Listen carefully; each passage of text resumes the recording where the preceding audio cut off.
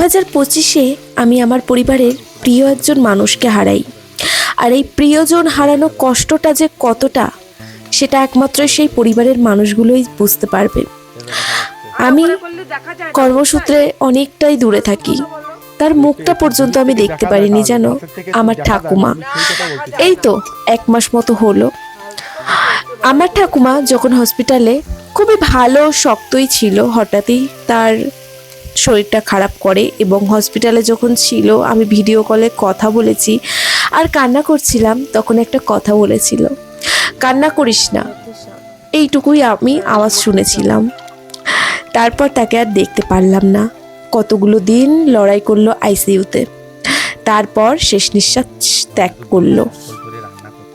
আর আমার ঠাকুমার এমন কিছুই হয়নি বা বয়সও ছিল না যে মরে যাওয়ার মতো বা সে হাঁটতে চলতে পারছে না, কিছুই না। হঠাৎই তার একটুখানি শ্বাসকষ্ট ছিল, কিন্তু যে এইভাবে আমাদেরকে ছেড়ে চলে যাবে, কিন্তু অনেক আশা রয়ে গেল আমার জানো।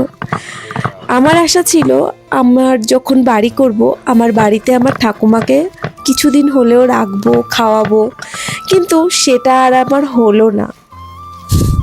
যাই হোক, খুবই কষ্ট এই 2025টায় পেয়েছি।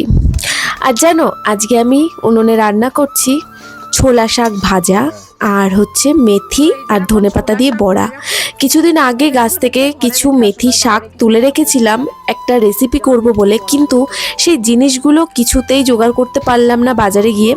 তো সেই জন্য ভাবলাম 10 দিন মতো হয়ে গেছে ফ্রিজে সেভাবে ছিল, তাই ভাবলাম না, এত সুন্দর তাজা শাকগুলো আমি তুলেছিলাম কিন্তু ফেলে দিতে খুবই কষ্ট হচ্ছে। এর একটাই উপায়, একটুখানি রসুন আদা দিয়ে বড়া করে দেব, সাথে একটু ধনেপাতাও দিয়ে দিলাম। আর এই ধনেপাতাগুলো আমাদের একজন দিল, একদম জমি থেকে সদ্য তাজা তাজা এই শাকগুলো তুলে দিয়েছে। তো শাকগুলো দিয়ে আমি এখন বড়া করে নিচ্ছি, আর বড়াটা খুবই সুন্দর হয়েছিল জানো। আর তোমাদেরকে একটা কথা বলবো, বাড়ির প্রিয় মানুষগুলোকে না সত্যি একটুখানি ভালোবাসা দিও, একটু ভালো ব্যবহার করো, কারণ মানুষ চলে যাওয়ার পরেই কিন্তু বোঝা যায় তার মূল্যটা।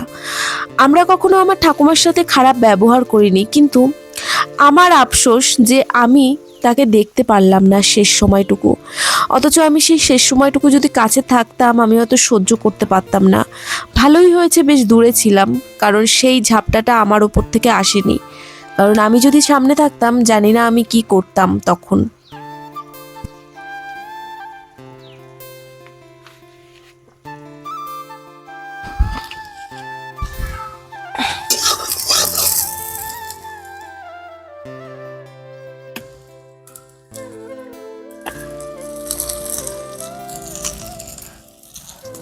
তো দেখো, এক এক করে সব বড়াগুলো আমি ভেজে নিয়েছি, এখন হচ্ছে তুলে নেব।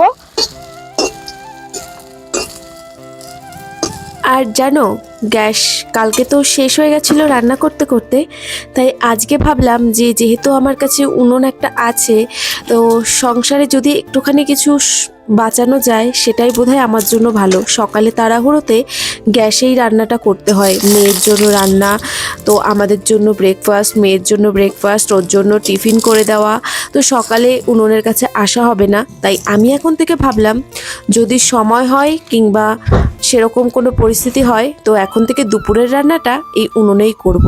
যাই হোক, সবার খিদে পেয়ে গেছে, আমিও স্নান করে নিয়েছি, এখন সবাই মিলে আমরা খেতে বসে পড়লাম। আজকের গল্প এই পর্যন্তই। আর যদি ভালো লাগে অবশ্যই কিন্তু চ্যানেলটাকে সাবস্ক্রাইব করে পাশে থেকো।